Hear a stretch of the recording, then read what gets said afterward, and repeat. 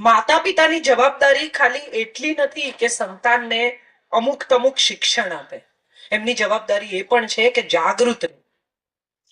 જાગતા રહો. તમારું બાળક શું કરે છે એની તમને ખબર હોવી જોઈએ.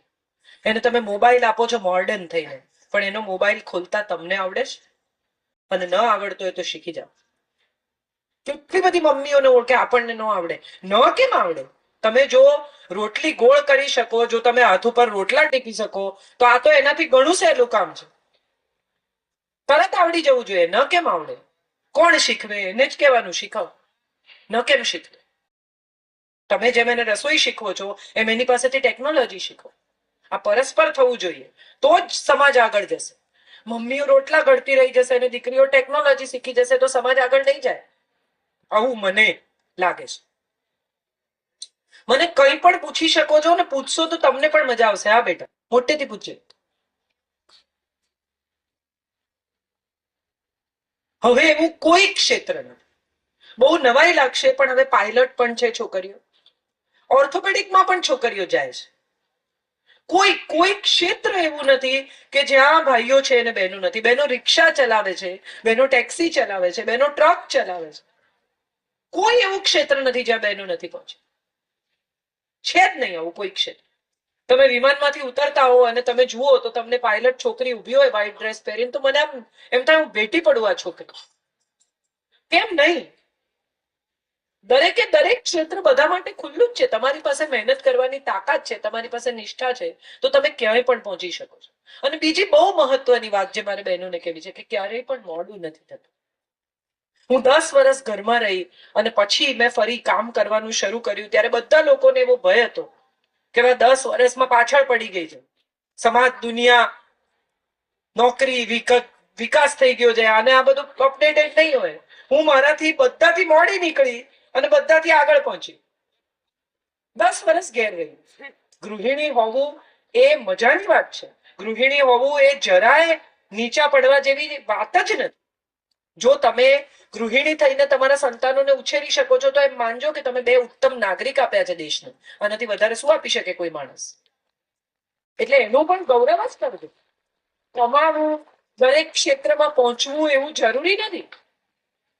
બે એક સારી માં, એનાથી વધારે જગતમાં કોઈ મોટું કોન્ટ્રીબ્યુશન જ નથી. હું એવું દ્રઢપણે માનું છું.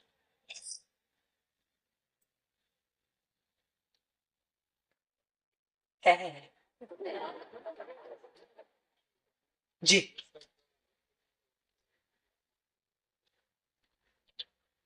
વાલી આસ્થા. એક પુસ્તક મેં લખ્યું છે જેનું નામ છે વાલી આસ્થા. એ પિતાના પત્રો છે દીકરી ઉપર. 7 વર્ષની દીકરી છે ત્યાંથી પિતા લખે છે, 25 વર્ષની થાય ત્યાં સુધી લખે છે. અને બીજા 2 પુસ્તકો છે મારી મમ્મી, મારા પપ્પા. આ બંને પુસ્તકો છોકરાઓ માટે છે. મા બાપ માટે પણ છે, પણ છોકરાઓ માટે વધુ છે. બોલો.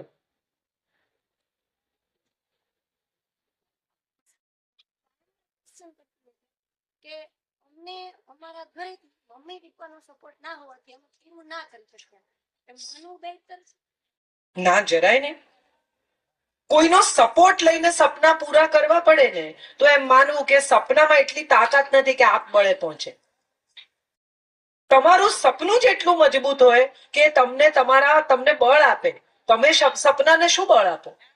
મારું સપનું હતું કે હું લખું. 10 વર્ષ મારું બાળક નાનું હતું તો હું કામ ના કરી શકી. તો ત્યારે એમ વિચારવું કે મને મારા ઘરમાંથી સપોર્ટ નથી, મારા સાસુ નથી રાખતા એટલે મારે આવું કરવું પડે છે, મારે ઘેર. એ સમયનું સત્ય એ છે. એ પછીના સમયનું સત્ય એ છે કે તમે તમારું સપનું પૂરું કરવા માટે બહાર નીકળ્યા છો. મા બાપ પરણાવી દે તો એવો છોકરો પણ હોઈ શકે કે જે તમારું સપનું પૂરું કરવામાં સપોર્ટ કરે. રમાબાઈ રાનડે નામના સૌથી પહેલી વિદુષી મહિલા દેશની, એ 13 વર્ષના હતા અને એમના પતિ 32 વર્ષના હતા. જજ હતા, જજ રાનડેની પત્ની. અને પરણીને આવી ત્યારે રમાબાઈને એના વરે ભણાવી એટલું જ નહીં, એને એને ત્યાં પહોંચાડી કે જ્યાં એ થિયોસોફિકલ સોસાયટીમાં અંગ્રેજીમાં ભાષણ કરી શકે. અભણ છોકરી પરણીને આવીને ક્યારે? 1800ની સદીમાં. તો આજે હું નથી માનતી એવા છોકરા હોય કે જે તમને સપનું પૂરું ન કરવા દે. સવાલ એ છે કે આપણે જયારે સપનું પૂરું કરવા નીકળીએ છીએ ને બેન, ત્યારે બીજાના સપનાની ક્યારેય કદર નથી પડતી. સપનું ક્યારેય સ્વાર્થી ન હોઈ શકે. બધાને સાથે લઈને ચાલે ને એ સાચું સપનું. તમે આઈપીએસ થવા માંગતા હો એનો અર્થ એવો નહીં કે તમારો પરિવાર તેલ પીવા જાય હું આઈપીએસ થઈશ. એનો અર્થ એમ કે મારા પરિવારને પણ સાચવીશ અને આઈપીએસ પણ કરીશ. તમે નોકરી કરતા હો એટલે તમે એમ કહો કે મમ્મી રસોઈ કરે સાંજની, હું તો કામ કરીને આવી થાકી ગઈ ના, એમ ન હોય. એમ હોય જ નહીં. તમારી જવાબદારી પૂરી કરીને તમે જે કરી શકો એ સાચું સપનું. બાકી બીજાના ખભે મૂકીને ફોડેલી બંદૂક નકામી. સૌથી અગત્યની વાત, સ્વાર્થથી જોનારા સપના સપના નથી હોતા.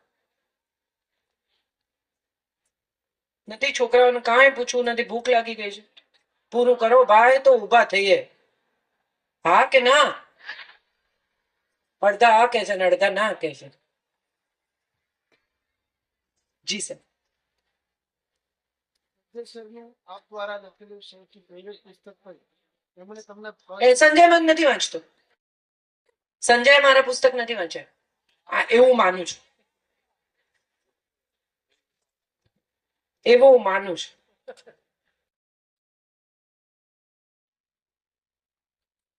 માતૃશક્તિઓને કઈ નથી પૂછવાનું, મમ્મીઓને કે સંકોચ થાય છે? હવે તો કોઈ નથી, હવે તો પૂછો. તમે વાત નહીં કરો તો હું શું વાત કરીશ તમારી સાથે? દિલ ખોલીને પૂછો તો આપણે વાત થાય. તમારા પ્રશ્નથી કેટલા બધા લોકોને પોતાના જવાબ મળશે. તમે જ સંકોચ કરશો તો તમારી દીકરીઓને કેવી રીતે બહાર લાવશો? બોલો. અરે વાહ, 1 મિનિટ બેટા, એક જ મિનિટ. હા, એને પૂછી લેવા દે, પછી તું પૂછ. 2 મિનિટ. હા બેટા.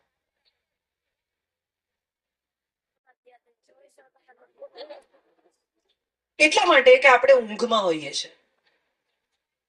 સવારે જાગીએ ત્યારે આપણી માનસિક યાદ રાખવાની શક્તિ ઊંઘમાં પ્રમાણમાં ઓછી હોય. તમે ઘસઘસાટ સુઈ ગયા હો અને કોઈ ઘરમાં આવે રૂમમાં ને જતું રહે તો તમને ખબર નથી પડતી, કારણ કે તમારી ચેતના શાંત થઈ જાય એટલા માટે જ ઊંઘ છે. તમારું મગજ 24 કલાક કામ કરે. આ પોલીસમાં જયારે 3rd ડિગ્રી ટોર્ચર કરે ને ગુનેગારોને, ત્યારે ઊંઘવા ન દે. 24 કલાક 48 કલાક સુવા ન દે, માણસ તૂટી જાય. અહીંયા એક ગ્રંથિ છે, એમાંથી મેલેટોનિન નામનું દ્રવ્ય ઝરે છે. એ મેલેટોનિન ઝરે એટલે તમને ઊંઘ આવે. એ મેલેટોનિન અંધારામાં વધારે ઝરે એટલે અંધારું કરીને સુવાનું એમ કહેવાય. તો એનો અર્થ એમ થયો કે તમારી ઊંઘ છે ને એ તમારી સ્મૃતિને બધું યાદ રાખવું પડે, બધું જોવું પડે, બધું જાણવું પડે. તમારી તમામ શક્તિઓ શાંત થાય. તમે 24 કલાક ગાડી ચલાવો તો ગરમ થઈ જાય, કેમ? વચ્ચે બંધ કરવી પડે છે. એવી રીતે મગજની ગાડી પણ થોડી વાર બંધ થાય. એટલે સપનું તમને જેટલું યાદ રહે એટલું યાદ રહે. અને દરેકની પોતાની સુષુપ્ત અવસ્થામાં જાગૃત અવસ્થા ઉપર આધારિત છે. તમે ઊંઘતા હો ત્યારે પણ થોડું જાગતા હો.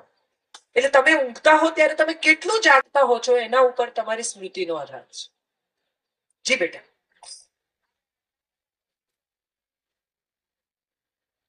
બહુ સમાધાન કેવી રીતના હોય? એનું સમાધાન ન થાય. એનું સમાધાન કરવું હોય તો એક જ રસ્તો છે, અને એ રસ્તો એ છે કે સાસુ એવું સ્વીકારી લેવું પડે કે વહુ નવા જમાનાની છે, એની પાસે નવા આઈડિયાઝ છે. અને વહુએ એવું સ્વીકારી લેવું પડે કે સાસુ જૂના જમાનાની છે પણ એની પાસે અનુભવ છે. નવા આઈડિયા અને અનુભવ ભેગા થાય ને તો ઓલવેઝ બેસ્ટ રસ્તો નીકળે.